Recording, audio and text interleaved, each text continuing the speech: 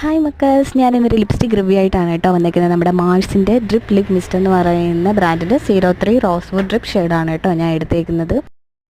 ഈ ഷെയ്ഡ് വന്നിട്ട് ഒരു റെഡിഷ് മെറൂൺ ഷെയ്ഡാണ്. എല്ലാ സ്കിൻ ടൈപ്പുകാർക്കും നല്ലതാണ് കേട്ടോ. എത്ര പിഗ്മെൻറ്റഡ് ആയിട്ടുള്ള ലിപ്സ് ആണെങ്കിലും ആ ഡാർക്ക്നെസ് ഒക്കെ മാറിക്കിട്ടും ഇത് യൂസ് ചെയ്യുന്നതോടെ.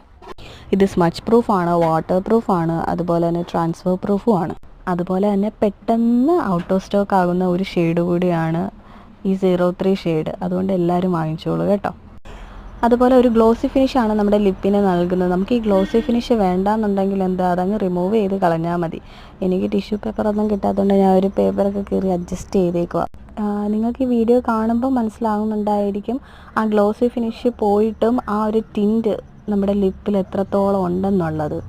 ഞാൻ പിന്നെ ടിഷ്യൂ പേപ്പറൊന്നും കിട്ടാത്തതുകൊണ്ട് ഒരു പേപ്പറൊക്കെ കീറി വെച്ചാൽ അത് തുടച്ചേ. പക്ഷേ എന്നിട്ടും ആ ഒരു ടിൻറ്റ് നമ്മുടെ ആ ലിപ്പിൽ കാണുന്നുണ്ട്.